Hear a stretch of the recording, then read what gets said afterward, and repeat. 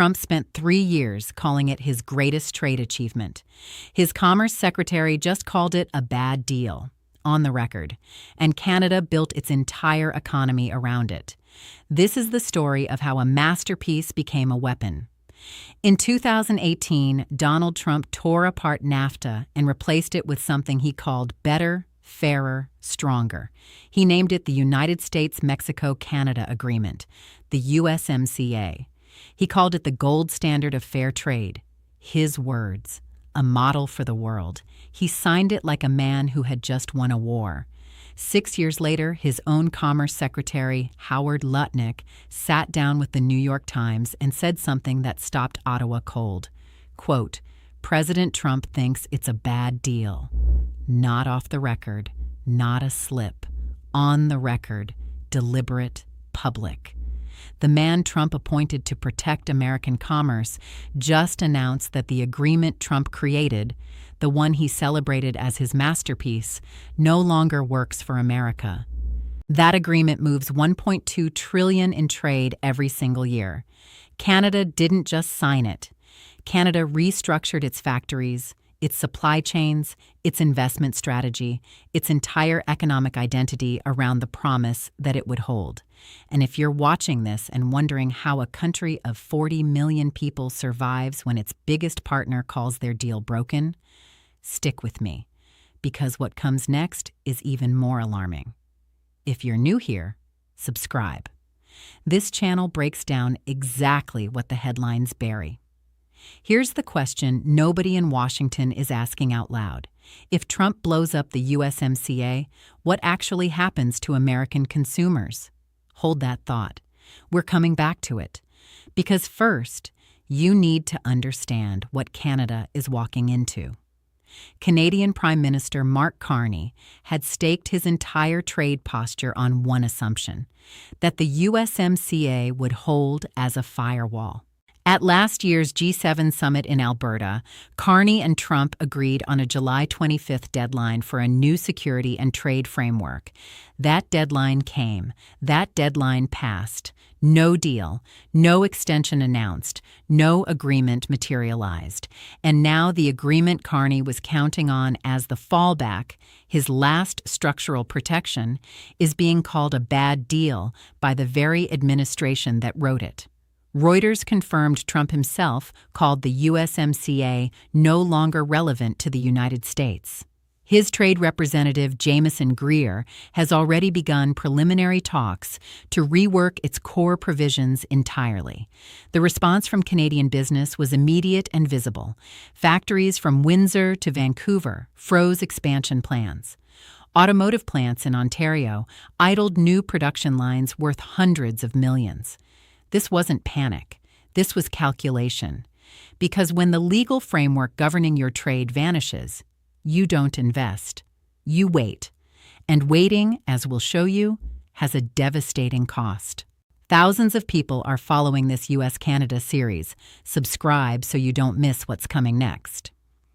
Now back to that question, who actually loses if the USMCA collapses? America relies on Canadian parts for 40% of its auto production. Over 2 million vehicles cross that border annually. Disrupting that supply chain doesn't just hurt Windsor. It hits Detroit.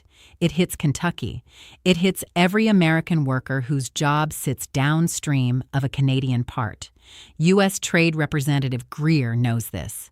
Trump's inner circle knows this. And yet, they're pushing forward. Why? Because there's a third player in this equation that almost nobody is talking about: Mexico.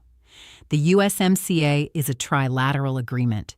It requires consensus, and Mexican negotiators have quietly signaled willingness to align with American demands on auto rules, origin requirements, and labor standards. If Mexico sides with Washington, Canada doesn't face a negotiation. Canada faces a 2-against-1 ambush inside a framework that was designed to protect it. That is the trap.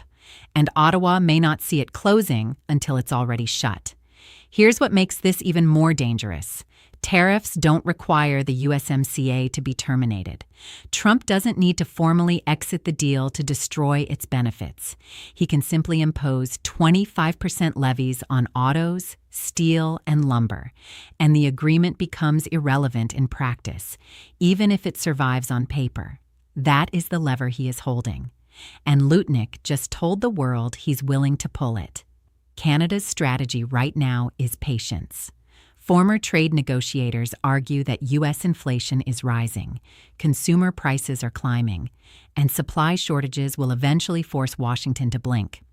The theory: wait it out. The pressure will shift. Ottawa holds firm and gets better terms. There's one catastrophic flaw in that theory. The United States economy is $28 trillion. Canada's is $2.3 trillion. When both sides wait, the smaller economy deteriorates faster. Patience works when you can afford the waiting room, but Canada's investment pipeline is frozen.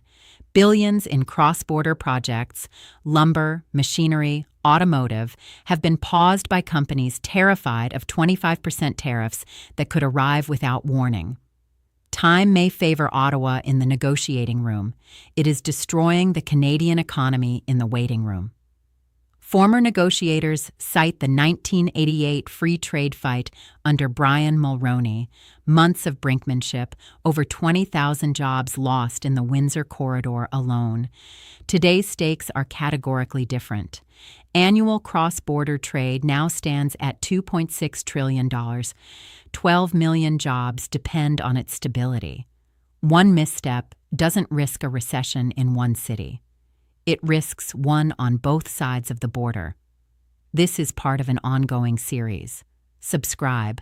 Every chapter connects to the one before it. Strip away the diplomatic language, and here's the truth. Trump is using the mandatory review process, which was built into the USMCA as a good faith mechanism. As a weapon to extract concessions, the agreement was specifically designed to prevent. The USMCA was supposed to provide stability.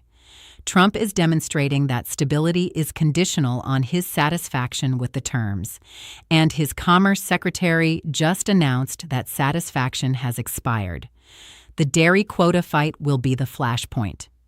Canada's supply management system is protected with the ferocity of a constitutional right. Yielding even 5% more market access risks 8,000 farm jobs in Quebec and Ontario.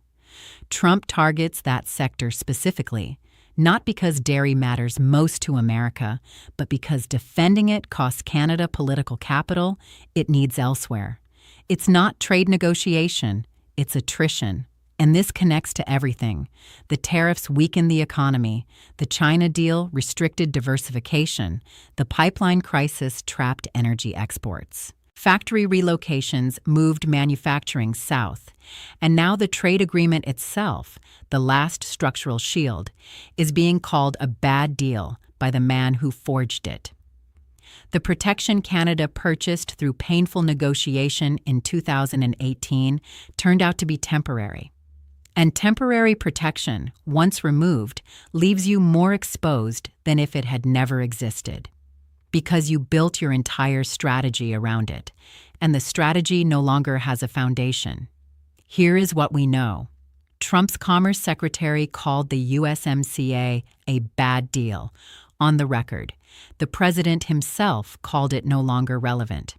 The formal review launches this summer, 34 chapters audited over 6 months. The July 25th deadline passed without agreement. Businesses have frozen billions in investment. Mexico is signaling alignment with Washington. Canada is bleeding capital while it waits. Here is what we don't know: whether the review produces a renegotiated deal or an American exit. Whether Canada's patient strategy survives contact with an economy that loses investment every single week of uncertainty, and whether the man who built this agreement and then called it bad intends to repair it or detonate it. Trump renegotiated NAFTA and called the result his masterpiece. He signed it, celebrated it, sold it to the world. Now he calls it a bad deal. And Canada, which restructured its entire economic identity around that masterpiece, just discovered that the artist is not only willing to destroy his own work, he's using it as the weapon to do the destroying. The question is not whether the painting survives. The question is whether Canada can rebuild the wall it hung everything on before the whole structure comes down. Here is my question for you. When a country calls its own trade deal bad, is that a negotiating tactic or is it a declaration? Because the difference determines everything that happens next for 40 million Canadians and millions of American workers who depend on the same supply chain. Tell me in the comments. This audience consistently produces the sharpest trade analysis anywhere on this platform. And I want to know where you land. If this breakdown gave you clarity on what's actually happening, hit the like button. It's the fastest way to get this analysis in front of people who need it. Subscribe if you haven't. This series has a new chapter coming, and each one connects to the last. And share this with one person who's trying to understand why the deal that was supposed to protect Canada is now the instrument being used against it. I'm Victoria Stone. Stay informed. See you in the next one.